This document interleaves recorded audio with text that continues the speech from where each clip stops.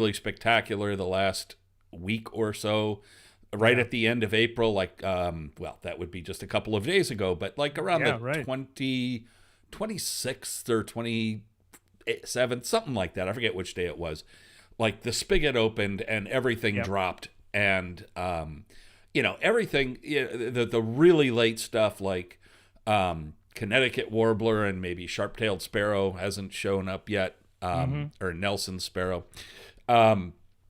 hasn't shown up yet, but we got cuckoos, we've got everything that would be more or less expected the first week of May. Yeah. And it's been exciting.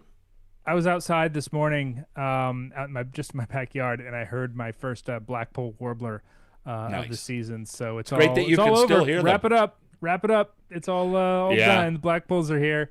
But it's the last few days. I've had a Cape May back there for a couple days, which is nice. And blackpoll, obviously, Perula's singing for 2 or 3 weeks now. There's a lot of stuff around. I mean, chimney swifts are back and everywhere, and all the things that we have been waiting for are happening right now. Hello, everybody out there on the internet. Hi. Mia McPherson. Hello, back from Saudi, on Arkansas. Facebook. Yeah, we got some folks to say hello to. Oh, I'm sorry. Let me just do some quick hellos here on YouTube. Hey, Buddy Campbell from Beaufort, South Carolina. I was down in your neck of the woods not all that long ago. On Hilton Head Island with my family, and it was it's only about 6 hours south from where I am by car, but there were so many more birds there than there were up around my neck of the woods at that point. Great crested flycatcher, Perulas, yellow-throated warblers everywhere. Scott Hickman from Michigan's UP, Aaron McCarty from Utah, Mark Swellstead from Columbus, Ohio, Joe Kwasniewski, I apologize, another one from Michigan. R.I. Davio from NYC, Kelly Smith, not our Kelly Smith, different Kelly Smith, not our staff member Kelly Smith. Hello from Western New York.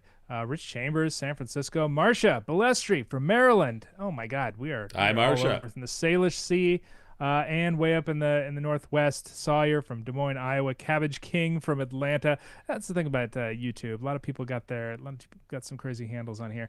GB Hoyt from Central Florida. Spotted Sandpiper. Yes, I had Spotted Sandpiper down in South Carolina a couple weeks ago, quite a few of them. Andrew Kambauer from the District of Columbia. So many people. Hello. We're here to talk about birds. If you have... We are, and I was just gonna say, we don't want to step on each other, but kind of what we do all the time. It doesn't matter. Yeah, it does happen. Just want to pop in quickly and say what we do here. The ABA runs a bunch of Facebook groups. Among them, the What's This Bird group, which has 100,000 members. Very popular. Blessing and a curse. Yeah, the premise is simply you post a picture, a drawing, an audio file, or a description of a bird you've seen, and we being the What's This Bird community, will answer your question. We will identify your bird pretty quickly, and usually correctly. And what I do is every couple of weeks is I go through and I pick out ones that are interesting to me. Sometimes timely. Sometimes like today, I come up with a theme. So we'll get to that.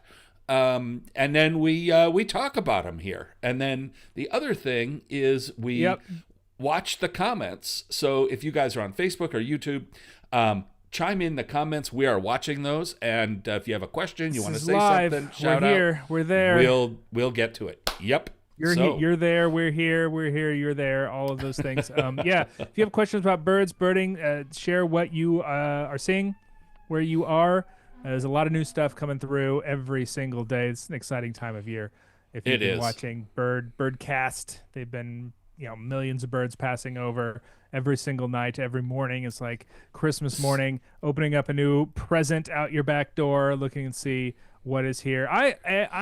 I am stoked to do this. I am also, I should mention, Greg, I'm going to be at the biggest week in American birding in a couple weeks, which means we probably won't do one of these in a couple weeks. But I'll be up in Ohio. You should do one. You should do one live from there. Maybe we can. I'm actually be on the road driving home on Friday, so it'll be from the car in the middle of Virginia. We could do a special edition on a different Virginia's. day. Virginia's could beautiful. Yeah, maybe we could. Maybe we could do one on do Thursday. a special edition on a different day. It'd be fun to do it live. Maybe so. Maybe I'll try and pick up at the boardwalk or something. We'll see if we can stream from there. We'll see what we can do. Anyway, I'll be there. If you're going to be there, please stop by the ABA booth at Mommy Bay and say hello. We always like to meet the folks that are watching us online or listening on the podcast or all that stuff. We are you at the ABA. We are birders just like you, so we'll be out there enjoying those birds as well. So come and say hi if you're going to be in Ohio. Yeah, it's interesting you mentioned Birdcast and just how you will remember. I think it's now going back almost 10 years to the American Birding Expo in Columbus, Ohio. I think you were at one or two of those with me. Oh, geez. Yeah. Yeah, I was at the one in Columbus, the first one. Yeah, the first one. And I was at one of the ones in Pennsylvania. Do they have two in So Pennsylvania? at the first one, I remember you there in Pennsylvania. Yeah. I wasn't in Pennsylvania. I was at the first one in Columbus, and the second one in Columbus. Maybe everything's running together. But yeah, but at the first one, 10 or so years ago, I gave a little seminar on how to use I remember that. NOAA radar products to watch migrating birds. And it was like a mind-blowing thing for people, like, whoa, you can use radar to watch. Now we have Birdcast, and it's come completely 360. Yeah, so now we have weather people on TV from various local stations, like pulling up Birdcast and say, look at the birds on radar. And there's several of them now, including WGN Chicago, that are talking about birds and Birdcast. So it's really pretty crazy. I remember giving talks to people, and they were shocked at the idea that birds migrate at night. But that is it has not been that long since that has gone from a cool bit of trivia to pretty much common knowledge among the greater birding community. Is we've come a long way. We've come a long way for sure. Well, yeah. So anyways, like we said, drive slang from Minnesota. How you doing there? Yo, Land of the Loon. Land of the Loon, 2025 bird of the year. Yes. We should try to harmonize the same that. wavelength. Yeah, 2025 bird of the year. 25 bird of the year. It's good. Sorry, folks. It's been a while. It's free and live. This is what you get. Ooh, all right. Okay. So like I said, today we have a theme, being the first week of May, and that is little warblery thingies. So maybe we can just kind of jump in and but first I always am ready to just throw down in the About Bird my favorite podcast, and I think the best, a little bit of business to take care of. The best natural history podcast that you can find out there is the American Birding Podcast, hosted by that guy sitting down there below me on the screen. So you got one of our ABA staffers, Frank, and you got Perdita and Gabriel talking about last month in all birding. Sorts of stuff. What'd you go over there? There's a lot of cool stuff that's come out, a lot of great birding science. We had a little bit of a take it or leave it about what it takes to be a good birder, and followed by some really interesting studies about what birds we study and what birds we ignore, and a neat kind of birding and human intersection study that Gabriel brought up about pelicans and fishing wire, and how to teach people to be engaged in protecting pelicans from fishing wire, and a real interesting story from the New York Times about a hummingbird hive and how how loosely they use that term hive in Ecuador. Great stuff as always. We're always chatting. I mean, I love This Month in Birding. It's a great opportunity to talk to folks that I enjoy and just kind of chat about birding and birds and whatever new birding news is out there. And there's always, it's like a never-ending flow of interesting bird topics that are coming up, and I always enjoy what my guests have to say about it. So it's fun. Do birds sit? It's awesome. That was the big question that Gabriel ever brought to me. Do birds sit, Greg? Do you think birds sit? I know We couldn't come herons to a do. conclusion. Yeah, do they? But they're kind of Like on their great blue they're on herons their when they're ankles. back on their haunt. I guess they Yeah, are. but that's their ankles. That's So their ankles. They're not standing. really sitting. I do know Yeah. that owls lie down to sleep. Yeah. Well, they lie and they stand. Do they sit? Do they That sit? was sort of Yeah. No, I don't know. that's But interesting. we always say birds sitting on a perch, but they aren't yeah, really sitting. they're kinda actually standing. not. They're standing. Yeah. Yeah. Mia suggests that we should be like the Aussie twins. I don't know who And that if is. you don't know what that's all about, Google it. It's really funny. Oh, I thought she was referring to the Hemsworth brothers, which I would Yeah, say. no, this is different. This is two sisters in a news interview, and you just have to see it. It's hilarious. No.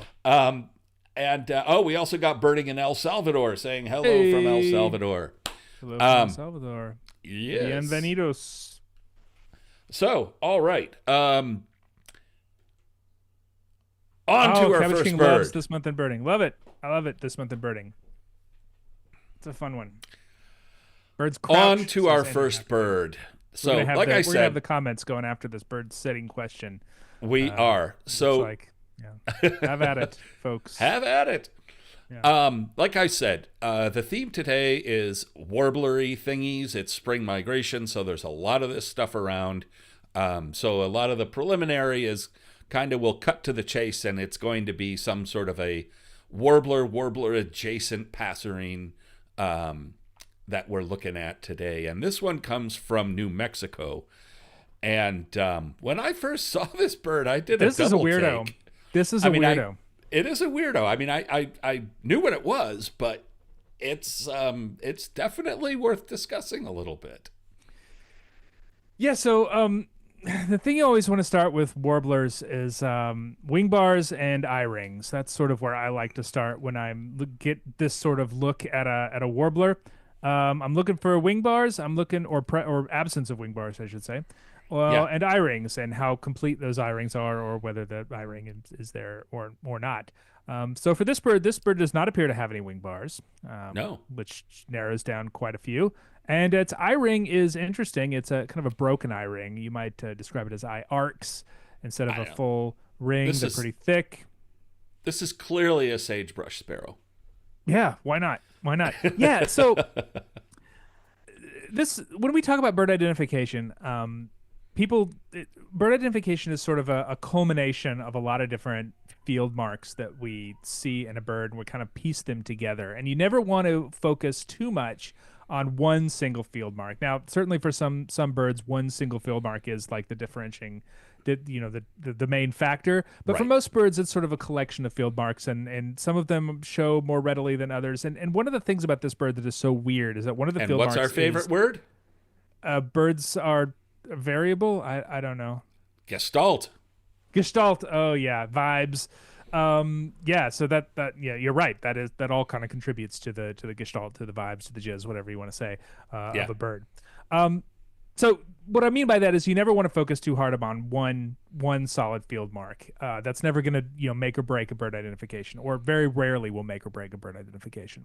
And that's important for this bird because 90% of it is leaning you in one direction, but Right. 10% of it is missing, and it makes this bird look very odd. And if you've seen a lot of these birds, and haven't seen a ton, but I've seen enough, it feels like it's like an itch that needs to be scratched. It's like the gestalt is not. Yep. The vibes are not vibing, right? And it feels weird, and so Well, I think like you said, should lead you to a different identification. It should still, the identification is sound, but this is a weirdo bird. I think it's like you said. It's the gestalt is taking you 90% of the way there, and when you get to the door and open it, you're like, oh wait, that's this isn't not who I what thought I it was gonna be. expected to be there. Yeah. But it is, or is it? So again, we'll just kind of cut to the chase on this one. To me, it's pretty clearly a yellow-rumped warbler. Yes. But it's pretty strange, as you said, in that it doesn't have any wing bars. It doesn't have any yellow. Doesn't have any yellow. And in New Mexico, Well, it should be, although both subspecies are found there to One some more degree. than the other. Yeah. One more than the other. At this time of year and with this much gray on it, it should show some yellow.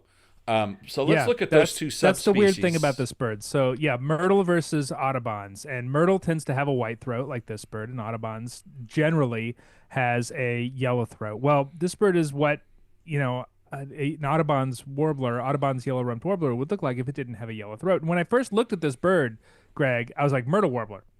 And then I was like, oh, wait, hold on, because it's missing a lot of things that make a myrtle warbler, namely it doesn't have that black mask. It's kind of all like a hood, Right. as opposed to like a mask, like a hooded warbler. But it doesn't have any yellow on the sides either, Right. which they typically do. I don't know whether this is a young bird that is growing into its adult plumage, or it is a bird that has some sort of plumage color abnormality. I suspect the second, but I don't know. But again, Well, Audubon's warbler, I feel confident calling it's definitely an Audubon's warbler, but it's not like a textbook one, and it would cause me to pause if I got I think a third. It definitely caused me to pause. Yeah. I think a third option or third factor is feather wear. We look at the wing panel, and the wing bars or at least white edgings on those coverts are practically missing. I mean, they're virtually gone. Yeah. And this bird could be just kind of just worn and is not. The feathers aren't molting when they should. Delayed. I mean, molt who or knows something what? like that. And the other Yeah. possibility is hybrid. Yeah. Which would account for the so just to back up to what Nate mentioned a moment ago, I think that the number one thing in telling Audubon's from myrtle is that hooded look of the head, where myrtle has, as you said, that black mask. It has a bit of a supercilium, and the white throat tends to wrap up behind All the ear way up. patch. Yep. And on the fall bird below, so on the myrtles on the right, we've got a spring male on top and a fall bird. Could be young, looks like a young bird on the bottom. And you can see how the white kind of wraps up around the auricular, the ear patch. And it gives it a very different look from the same bird on the left, which just has like kind of a plain gray brown face all the way down with a little yellow throat patch that's pretty well defined. It doesn't kind of spread into the neck at all. And that holds true across pretty much all plumages. And in many cases, Audubon's can have the yellow can be so pale that with the light shining through the leaves and stuff, it really doesn't look yellow because of the way your eye corrects for that. Your brain, I should say, corrects for that. So yeah, I think you're spot on that this is an Audubon's with some kind of a plumage abnormality. But I would think plumage abnormality more than hybrid for this bird, because when I think of a hybrid, and we do see those, and a lot of times I would say at least half of the Audubons that we see in the East are hybrid type birds. It's usually a white throat that has a little bit of yellow. It's not usually a entirely white throat that everything else looks like an Audubon's warbler. I think there's some weird plumage stuff going on with this bird, not only because of the missing yellow, but it's missing a lot of black highlights too. Yep. In the face, in the chest, on the back, basically all over. I think this bird's got a couple things going on, and it makes sense that those sort of two color weird things would be somewhat interrelated. Perhaps maybe if it has one color abnormality, it would be more inclined to show more. I think that's probably the diagnosis on this bird, more than hybrid, but it's definitely an interesting one, and I can see why it was posted to What's This Bird. Andrew Haffington, great comment, Andrew. Thank you. He says black and white photos are useful for getting a feel for gestalt of warblers and other kind of color forward birds. Absolutely. Absolutely. Great try. I love the term color forward too, because I do think we tend to use color a bit too much. Yep. on a lot of these birds because, occasionally you run into birds like this bird, where the color does not match what you would expect to see in the field guide. Everything else looks great for a yellow-rumped warbler, kind of the heavy set body, the deep belly, the kind of Yep. big head, thicker bill than a lot of warblers. I mean, all of that looks dead on for yellow-throated or yellow-rumped warbler. And if that were, a black and white photo, I think you would be able to see it more clearly. Because warblers do tend to have different kind of shapes and feels. Oh, And absolutely. vibes And all we're that going to stuff. talk about that in just a Yeah, we'll moment. talk about And I think too that as I said, kind of mentioned earlier, your brain tends to fill in things you don't see when you know, Yeah. Oh, sure. when Yeah. you're really familiar with these birds and you see something that's not quite right, your brain kind of fills in the gaps. For sure. And that's something that's hard to guard against. And Yeah. a lot of rare birds are, I wouldn't say a lot, but a number of rare birds are missed because of the assumption that it's a common species that just looks a little bit different. Right. No, that can happen too. That's the other side of the coin. Yeah. I think one of the most famous ones was the first Chicago small-billed Elania, which at first was right. thought to be a strangely plumaged least flycatcher. Yeah, but vibes-wise, like it did not feel like an Impidinax. No, it didn't. Very strange. It didn't. But, you you I'm try just and saying, fit the but square hole, your brain, the square peg into the round hole. Yeah. Or your brain vice tries versa. to fit it into the best bucket possible, and Yeah. and another one, a red cockaded woodpecker in Illinois, which is extremely crazy rare. Two or three people looked at it and just wrote it off as a downy, and one person looked a little closer and like, wait a minute. It can go the other way too with the classic sure. juvie horned lark and Sprague's Juvie pipit, horned larks, and there's some shorebirds that kind of give those weird looks as well. So absolutely. Okay, hey, we're going to my hometown. Chicago, sweet home. And Chicago. yeah, this is the time of water thrushes, and Sure. Well, down this here is- it was early March was the time of water thrushes. well, yeah, that's they but come I mean, early. The the end of Louisianans, at April, least. the end of April, the beginning of May is for much of the ABA area south of the Canadian border that gets both species. This is when you get both of them, and when it's most confusing. And so what? For sure, what do you- what so do you we've notice? already narrowed this down to waterthrush. Why is a waterthrush? Well, waterthrushes are kind of largish ground-dwelling warblers. They're all brown on the back. They have heavily streaked front. They love to bob their tails constantly while they are foraging and alongside water typically. Louisiana likes faster flowing water. Northern waterthrush prefers kind of boggy, seepy stuff. But that's not a hard and fast thing. You can find them in other places too. That's sort of general rule. Especially during migration. Yeah, absolutely. So we're trying to decide these water thrushes. That they can be tough. There can be a lot of overlap between them. But the things you sort of want to look at, and like I said before with the other bird, identification is a bunch of sort of field marks that are kind of thrown together, and you're kind of picking the best ones. It's never very rarely, I should say, one field mark, because this is a species pair that can be very susceptible to the one field mark identification, because Louisiana waterthrush generally is more brighter white, at least on the face and on the front of the bird, but northern waterthrush can be quite bright white as well. Yep. But things you want to look for: density of the streaking on the front, the shape of that eye line, the size and shape of the bill, and leg color. Those are all sort of the things we want to be looking for when we are trying to differentiate water thrushes. Greg, what are you seeing on this one? I would add a couple more subtle things. One is northern water thrush, in my experience, tends to be a little more brown, and Louisiana tends to be a little more colder. olive. Yeah. Almost like Swainson's thrush versus gray cheek thrush. In that way. And northern tends to look a little more longer tailed, and Louisiana looks a little bulkier and shorter tailed. I would give you but as Nate said, and again getting back to our favorite word, gestalt, there is no one field mark that is slam dunk, because either species can have one or the other thing can look just like the other species. Sorry here. Yeah.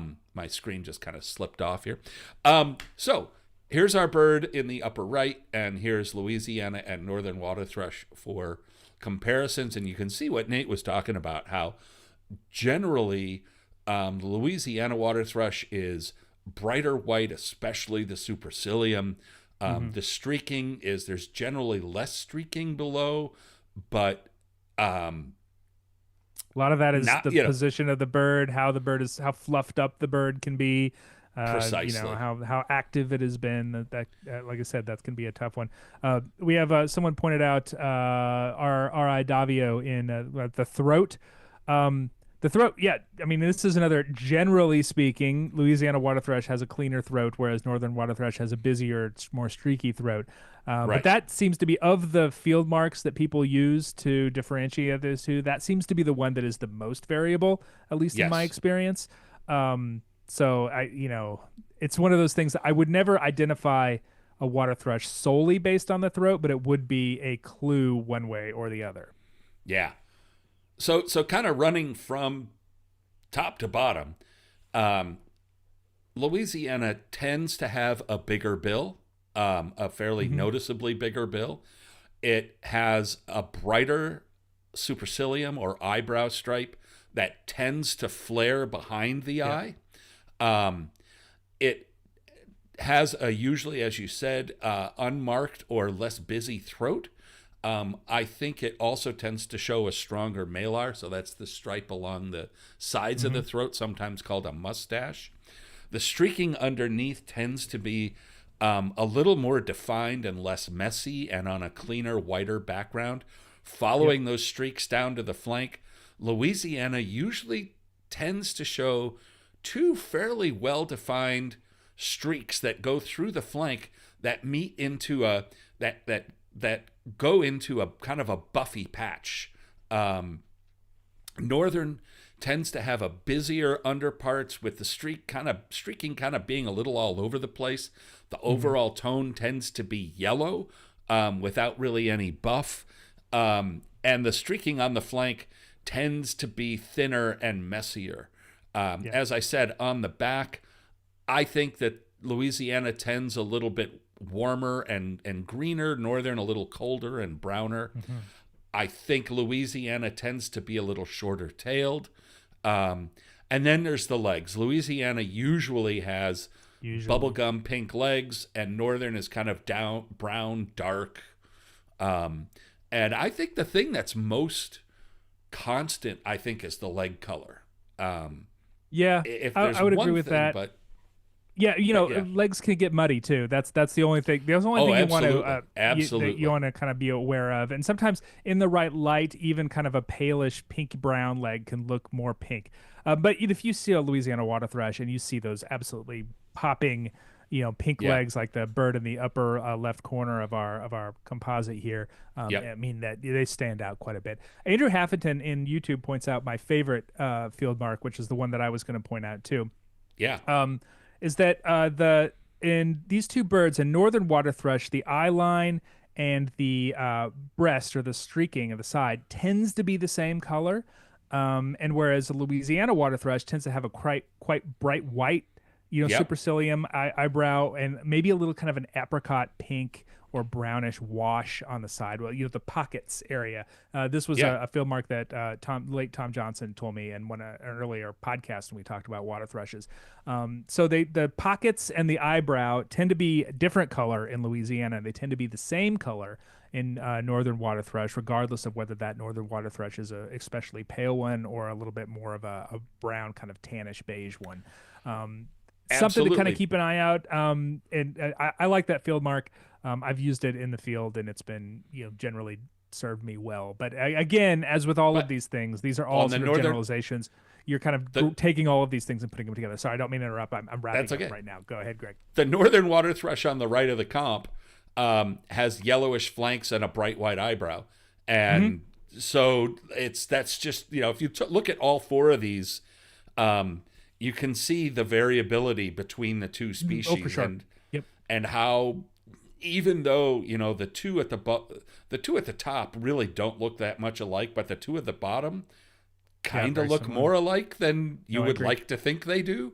Yeah, I love that the northern waterthrush you've got here does almost show some pinkish legs too. That was a nice pull by you, Greg, grabbing that photo. So I would say that our bird in Chicago is a northern water thrush. I would agree. And I would think that would be the more likely candidate, though maybe only a little bit more likely. I don't know how common Louisiana is up where you are. I know they get up around Pennsylvania and up there on the same Oh level. no, we have them in the Chicago area, and especially in the parks at the end of the middle of April and the end of April. But yes, northern is definitely the more common Yeah. bird. So yeah, we got a northern water thrush here.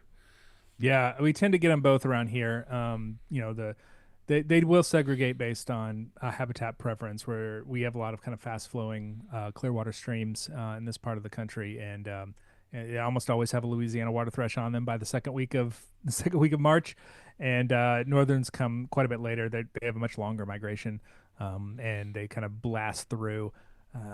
This time of year, so they should be around, and they like kind of the seepy, wet, boggy areas, kind of like still water, but the same sort of places you might find like a rusty blackbird or swamp sparrow or stuff like that. And one last thing to mention is their voice. And if you are really, really familiar with one or the other, the one you're not familiar with will sound a little bit different in the chip note. And you'll be able to pick it out.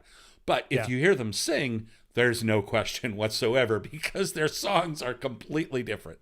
Yeah. Louisiana waterthrush kind of starts slow and ends in a jumble, and I think northern is sort of the opposite, a little bit more. I kind of like right out of the gate, they're throwing a lot of notes together. But the smack, the smack is, I want to say like Louisiana is a little bit harsher and sharper. Yep. But it's a subtle thing. I mean, I've had to chase down water thrushes before just to be absolutely certain what I was hearing. Yeah, and that's what I say. Like if you live in the land of Louisiana water thrush and you hear them all the time, and then you hear a northern, you're like, okay, that's different. And same goes the other way around. Yeah. Yep. Okay, so every time we do this, I try to pick a bird. I try to find one that Nate and I may or may not agree upon. And maybe on this one. And maybe not. We really didn't discuss that aspect of this. Just so you guys know, like we jump into this fairly cold. Like there's maybe 4 minutes of discussion about this before of the whole Greg thing. puts it together, and I usually do not even look at it until literally 10 minutes before we go on it. Yeah. So so this is from Bolton, Massachusetts. And again, because we kind of want to talk in detail, we'll kind of cut to the chase here a little bit. It's a very plain gray warblery looking thing. The bill is almost completely hidden, and that kind of an important part of it, though. But exactly, we see the most important part of it to get it to family right away, and that would be a Vireo. Yeah. It's got a little bit of hooks there at the end. It overhangs, whereas most all warblers have like a relatively straight bill that reaches the tip in a point, whereas Vireo's a little bit. I mean, they show kind of their shrike affinity in their bill. They have kind of that not as deeply hooked or as thick as a loggerhead or northern shrike, but not too far off. Honestly, great for grabbing caterpillars from the trees. So there's a couple of species in the east that are kind of grayish back, plain underneath with a white eyebrow and a little bit of white in the face. I would say 3 species that we could consider here. I'd throw a third one. Well, all right. I was only considering warbling in Philadelphia. What's your third? Oh yeah, those are I would say red-eyed would be worth just discussing briefly, because I agree it does not look like a red-eyed vireo, but just in passing, why is it not a red-eyed vireo? Well, red-eyed vireo tends to be a little bit lankier, less kind of floofy, I think we would see the kind of paler eye in that one, and kind of a very sharp, severe Cooper's Hawk looking head. Yeah. Red-eyed Vireo has a very well-defined, kind of striking face pattern, Yes. with a well-defined Yes, for dark sure. cap and a bold supercilium Bold, that's yep. black and white, and it's really, when we get into something that looks like this, it's going to be either a Philadelphia or a warbling, and I this time agree. of year. And I this totally time of agree. I year, just wanted to throw red-eyed in there yes, because there are a lot of them out there right now. there are. And they have a very dark cap. The difference between the back and the cap is pretty obvious. Yeah. But It's looking plain not like red-eyed, this, but red-eyed are out there. yeah, But yeah, warbling Philly. That's the one we want to talk about here. Because that is a those species those can pair be that tough. confuses people every spring. And one thing about red-eyed too is if you're on that bird for more than 3 minutes, it's going to sing this time of year. Yeah. They just don't shut up. Although Philly sounds a lot like a red-eyed vireo. It Can. does. It does. I They're mean, less variable. They're less variable. Vireos are tough until they're not. It's like you have to hear a lot of them. Yeah. And once you get familiar, it's like, okay, at like blue-headed, Throw a blue-headed in there's there. like sweet notes. It's like hard to describe, but like when you hear it, you're like, oh wait, that's. So anyway, I have gotten okay at differentiating blue-headed and red-eyed over the years because I hear them fairly regular. Red-eyed, like everyone else on the East Coast, red-eyed is constant. Blue-headed comes through in enough numbers that I get to hear them every spring, and so I can kind of hone in on them. I do not hear Philadelphia Vireo very much. It is a very uncommon spring migrant east of the Appalachians, so it is not a bird I encounter in the spring almost at all, and only in the fall they'll come through. Which is another identification challenge as well, because the Philly and warbling can be quite tough in the fall as well, maybe more tough. oh yeah, I think tougher in the fall. Yeah. And so again, just like with the water thrushes, there's variability within the two species. Typically, the field guide description will be Philadelphia has a yellow throat. The face pattern is more defined, especially the dark lores, and that's key. Other things that I look for is Philadelphia is a smaller, more compact bird. It's shorter tailed. It has a smaller bill, and it tends to look cuter. It just looks. Warbling it's like plush. is Warbling is by comparison a big caterpillar hunter. It's kind of lanky. It's got a bigger bill. The face pattern is more washed out. But they can have a lot of yellow underneath. They can, and Philly, less in the spring than the fall, but there's some pretty bright spring warbling vireos for sure. Absolutely, and that Brightish varies. for that warbling varies vireo. across its range. The western birds tend to be grayer than the eastern birds, which kind of holds true for a lot of things. Probably different species there too. It could be, yes, and so looking at our mystery bird in the top left and putting those things all together, Philadelphia, when it's pale, tends to have, if you see any yellow, like this bird in the comp on the left, the color tends to concentrate on the throat. Whereas to the lower right of that bird, you'll see the warbling vireo. When they're yellow, the yellow tends to concentrate on the flanks. And, looking at the bird in the upper left, the bird in question, okay, so the lores look a bit dark to me, and the eyebrow looks a bit well-defined. And especially, the Can we go back to the bigger face, version of it? Sure. It's like if I only saw the face.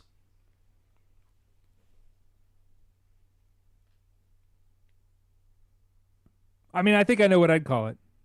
I know what I'm calling it, but All right. but this is one of those. This is one of those. I call it a birds- warbling. I call it a warbling too. All right. I think the tail. I think the tail looks long. Yeah, I agree. I don't think there's enough of a lore. I don't think there's enough of a lure, and I think that any yellow that we see is concentrated near the butt, not up at the throat. And I also think that photo, I think there's some reflection going on from those, bright green spring catkin, or those catkins. Those are maple whatever they call them. maple helicopters. Helicopters. Yeah, I'm sure that's not the botanical term for it. It sure Someone will is. put it in the comments. Someone will put it in the comments. It's helicopters. Helicopters. Yeah. They are. I know there's a term for it. It's on the tip of my tongue, and I can't think of it. Yeah. I think it's warbling. I don't think there's enough of a face pattern. Warbling does have kind of a dark cap, and you can't see it in those photos that we see with a cap kind of concentrated toward the front of the crown. Yeah. I don't see that on this bird.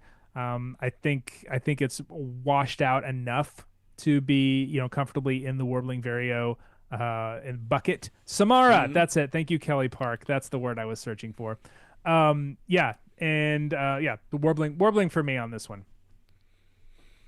I agree, and I also think looking at the width of the branch that's hiding the bill seems kind of long. Like if we just kind of like if I Photoshop that out and drew the bill in there, the bill would look longer, more like warbling than Philadelphia. But when I first saw this bird and I saw that face pattern, the dark lures really kind of made me do a double take on it, because I was like, I just had to stare at it and spend a little more time with it. There's definitely an overlap there, especially camera artifacts and lighting and all that stuff being what it is. Well, and angle too. Yeah, for sure. R.I. Davio asks in YouTube, it seems like warbling arrives before red eye. I wouldn't be able to answer that question. Warbling, again, is pretty uncommon east of the Appalachians in migration. A few of them will stick around and breed in the county. I've got warbling in the county. They breed here every once in a while, but it's not a common bird by any means. Once you get up into Ohio, New York, once north of where the Appalachians kind of start, I don't want to say getting a little bit lower, up in Pennsylvania, Maryland, that kind of area where birds tend to spread out. That's where they get extremely common. I think around around Ohio here, in a couple warbling. weeks there will be a lot of warblings. Oh yeah. You won't be able to hear past them out on the bog or out on the marsh. Vireo, capital of the world. The boardwalk there. But yeah, I think warbling tends to show up a few days before red-eyed in numbers. I mean, they both kind of get here at the same time, but I think warbling gets here a little bit earlier. Yeah, red-eyed is a pretty early migrant. And here, red-eyed, first part of April. Red-eyed is truly a tropical. It's truly a tropical species that summers here. It's they're very Amazon. much at home. They winter in the Amazon, Right? Yeah. Okay, moving on. We are going to go Lynn to Kopka, George. when I lived in, just real quick, Lynn Kopka says, when I lived in Ohio, almost all warbling Vireos were gray in the spring, hardly any yellow. In the fall, they were quite yellow. Yes, that is true. Generally holds true. And which is what makes that identification a little bit more tricky in the fall, because warbling gets more yellow and Philadelphia can get more washed out. And so you've got a lot more overlap between those two species in the fall than you do in the spring. All right. Going to Georgia now, and there's Georgia. two things I like about this photo. One in particular, and it's something we've talked about a fair amount with this species over the years. This comes out, and it's a field mark. It's a field mark that, if you know to look for it, is pretty darn slam dunk. It's subtle. But it's always there, and you just have to know to look for it, and it's shown really well here. So what do you got, Nate? We got a warbler here again, Greg. Size, kind of, big-chested, small-headed, very finely tipped bill, long skinny bill, definitely a warbler. Things you want to think about in the warbler: we can't see the wing bars on this bird at all, but that's not uncommon for warblers in general this time of year, and this one in particular. Birds that like to stay pretty high. But you can't see the eye. You can't see what's going on there, and it does look like it's got a broken eye ring, especially in the left photo here. The things that really stand out to me, the tail pattern, always worth noting if you can see it in warblers, because they are pretty distinct, and just the extent, the density of the streaking on the front of this bird. It to me, that immediately gives you the identification. I know we don't like to rely on sole field marks, but dense streaking on the front, especially when you're looking at this bird like 30, 40 feet up in the air, that's the sort of thing that stands out very much. Relatively short tail, small tail, compact bird. And I know what you're going to talk about, Greg. I'm going to let you talk about that field Okay, mark that's that always fine. worth pointing out because you can see it very well on this. So yeah, you can see it for sure. And one other thing, Nate mentioned the streaking, and that's really cool. Really good. One of the things that I like to point out with passerines that many years ago, my friend Michael Redder pointed out to me, and our co-worker Michael Redder, colleague, is that there are very few passerines that have patterned or modeled undertail coverts. And so there are only 2 warblers that we have that have this dense, 3 really, that have this dense streaking like this that goes down to the belly. And that's Black and White, Magnolia, and Cape May. But really, this kind of density, it's Black and White and Cape May. And Black and White, the only plumage that has streaking like this is an adult male, which has a black throat. So and it has mottled undertail coverts, and it's one of I think 3 warblers that has mottled undertail coverts. As if Black and White wasn't already like bursting to the brim with good field marks. I mean, that's such a unique bird. But yeah, also the undertail coverts. So we can take Black and White out of the picture completely. So let's look at what some of the other contenders might be for this bird. And the field mark that I wanted to point out was the bill. Now, I knew if it. you look, I knew it. You had me fooled there for undertail coverts for a second, but I knew it was going to be the bill. No, if you look at the 4 birds on the left in the comp, so the 3 down the left side and the one at the bottom are all Cape May warblers in various states of plumage. And you'll notice how the bill is kind of thin and almost a little decurved and still short at the same time. It's really a unique shape among our warblers. And I'm going to back up because you can really see it in these 2 pictures. I mean, I would only need to see enough of the face to get the bill to know what that bird was, and none of the rest of it, because a Cape May warbler's bill is that distinct. But it's really subtle, and you have to know to look for it. But it's a flower, it's a nectar searcher on its wintering It's a grounds. nectar searcher, but it also like some of our other longer billed warblers, like yellow throated. It picks into spruce, like clumps of spruce and pine needles. And that's it's amazing how the same bill can serve 2 very different roles, but perfectly adapted to both of them. Absolutely. And where this bird breeds, it breeds up in the spruce forests up north. Budworm specialist. And then the heavy streaking underneath. So in adult plumage, both male and female are heavily streaked. The young birds are even more heavily streaked, and then it tends to fade out as they get a little older, like the bird on the top left. I think the species name is Tigrina, which I think is the yellow and black tiger warbler, the yellow and black stripes. Way better name than Cape May, honestly. Yeah, I think so too. Pine warbler, which is another one that could be in play a little bit. They can be. I think everybody at one point or another has made that mistake. Oh, no doubt. But it has a heavier bill. I mean, pine warbler has one of the heaviest warbler bills. Yeah, and it's also a different shape. Cape May is a very kind of tiny, compact, short-tailed warbler, whereas pine warbler is more Vireo-esque almost. I mean, it's a pretty big, lanky, big build, kind of large-bodied, slow-moving warbler, where Cape May, little tiny flitty thing, always moving, but just like dense streaking. I mean, that always stands out to me when I see it. And like, it's a bird that will be way up in the tree too. It's like one that is like at the top of the pine trees, top of whatever you're looking at. And so this look right here is a look that you will get of Cape May warbler frequently. So you'll see that tail pattern, you'll see that dense streaking on the breast, and you'll see the tiny bill. And those are all good field marks for that bird. Yeah, and another field mark for Cape May that is, again, subtle, but it's almost always there and is shared with pine warbler, is that pale yellowish, usually yellowish patch behind the ear. And pine warbler has that, especially in female and juvenile plumage. It can be lighter gray, just like with Cape May warbler, but it's almost always there. And then the other yellow bird with streaks underneath like that and a pale throat would be Magnolia warbler.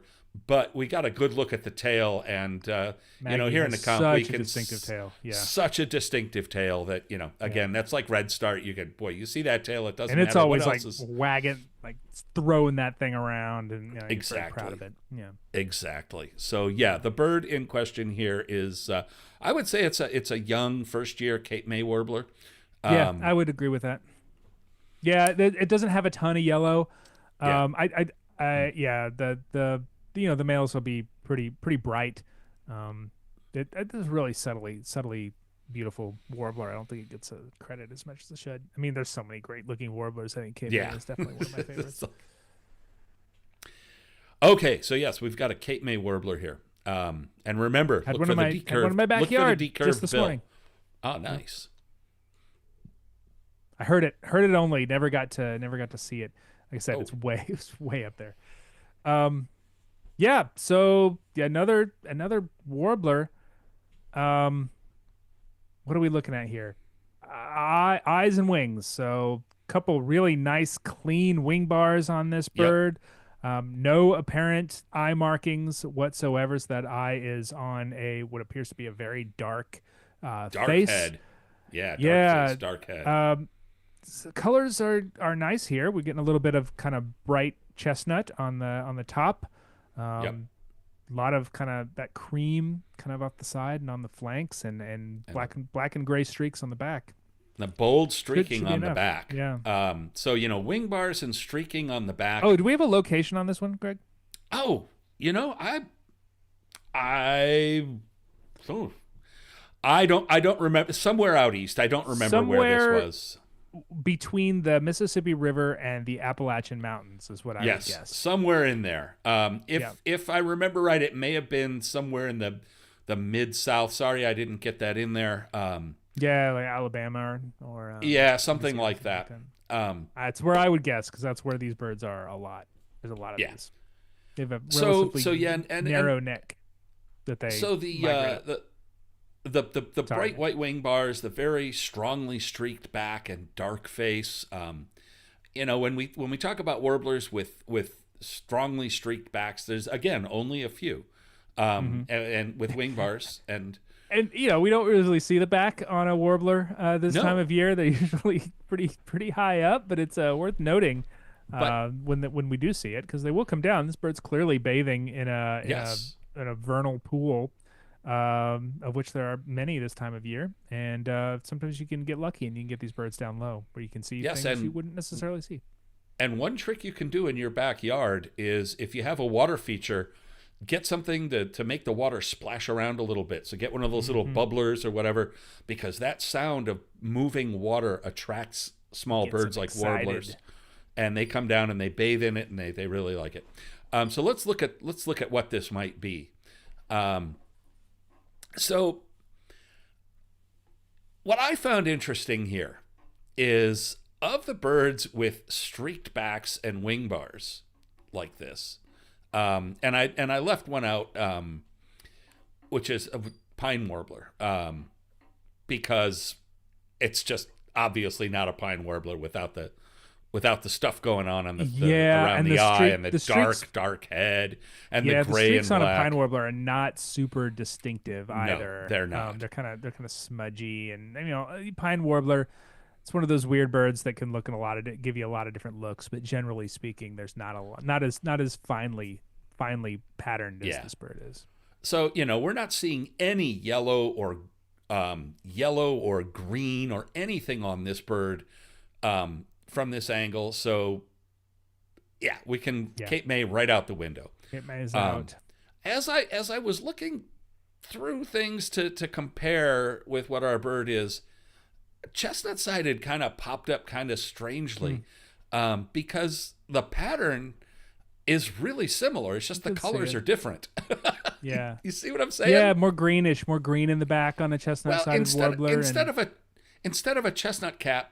It has, so if we compare blackpoll bay-breasted and chestnut-sided, They all have a colored cap. In this case, it's yellow with chestnut-sided, chestnut with bay-breasted, and black with black poll. All three of them have some white on the side of the neck that comes up. More in bay-breasted and chestnut-sided. All three have strongly streaked backs, and all three have wing bars. They do. And so, yeah, I mean, I found that kind of interesting. I think, looking at the bird in the comp, I think we can rule out blackpoll because we can definitely see chestnut. Got color. Yeah. It's got Don't color. like to use color every time, but there's color there. And the color isn't yellow, so this is a bay-breasted warbler, even though we can't see the bay breast. Yeah. The thing the reason that I put the how much did it weigh? When I did a review of the Crossley Guide when it first came out, the first thing I did was weigh it on my kitchen scale because it's a beast. And if you haven't seen the Crossley Guide, it's unique, it's interesting. But one of the things that I like about particularly the entry for bay-breasted warbler is that it really shows how dark the head is in an adult male in breeding plumage. And when you see these birds in the field, that dark head really stands out. Oh, for sure. And I mean, can't really it's see got much that color. It's got that cap, but yeah, you're right. That the head looks. What you were seeing when you look at a bay-breasted warbler. And I'm looking forward to seeing a bunch of them when I go to the biggest week in a couple weeks. Yeah. It's that dark and light. The pattern of dark and light is really. It's almost like a. I don't know. It's really distinctive. So its head looks almost entirely dark. And it's got that kind of nice cream, and this is color again, but it's got that kind of nice cream color all kind of down the front of the bird, which is really unique. There aren't too many warblers that have that kind of rich. It's almost like it reminds me of like a toffee candy. It's like a Werther's original bird. So that kind of cream, not white, but cream is really distinctive for this guy. Yeah, but I mean, black, and the head looks dark. Exactly, and that's one of the things that I liked about this the composition here that Crossley did is the birds in the back. There's one at the upper right. It's like you really can't see much. All you can see is how dark the head is, and that's really important. So yes, the bird here bathing, bird in question is a male bay-breasted warbler in spring finery. Oh, and those wing bars too. Whenever I see a bay-breasted warbler, those wing bars are just like immaculate. Spring, fall. Well, I mean they only molt their flight feathers once a year. So they molt everything else twice a year. But they have just like perfect wing bars, no smudge, no anything, just two white lines right down the center of the wing. Very, very. It's a good field mark. I don't know any other warblers, even warblers with field marks that have wing bars that are just. Or I'm sorry, warblers with wing bars that have wing bars that are just so immaculately clean as a bay-breasted warbler. Yeah, our pal Nick Lund, who apparently has been lurking, says first time I saw one, he thought it was a chickadee. I can see that. Definitely. I see it. That's our birds for today. We did it. We got it. We did an hour. And look at this. We did it almost like we actually planned it this way. I know. You'd think that we planned it, but we did Which not. we didn't. If we go over, we go over. If we go under, we go under. It's the way it goes. Folks, thanks so much for joining us for another What's This Bird Live. We'll be back probably not in 2 weeks because I'll be at we'll see. We'll let you know.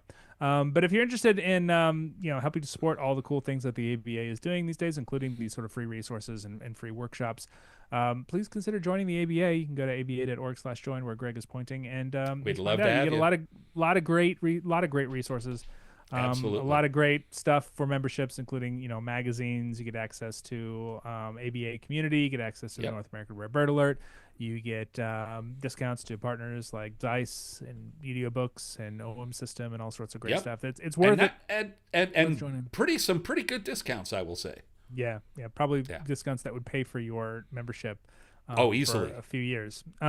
Anyway, we'll be back when we are back. If you are interested in keeping up with us, please go to aba.org and sign up for our newsletter, Flight Calls. We will let you know when we are going to go live, and whether that is in 2 weeks or whether that is in 3 weeks, you will know it. Thanks, everybody. It's been a lot of fun chatting birds and bird identification. I don't know what's we're going to be talking about here in as we go into May, but what's going. I have a couple of ideas. Fall migration is right around the corner. So we'll start turning around and heading the other direction. We'll talk about those too. Wait, you got anything, Greg? Nope. All right. We'll see you next time. Later, Gators. Adios. Bye.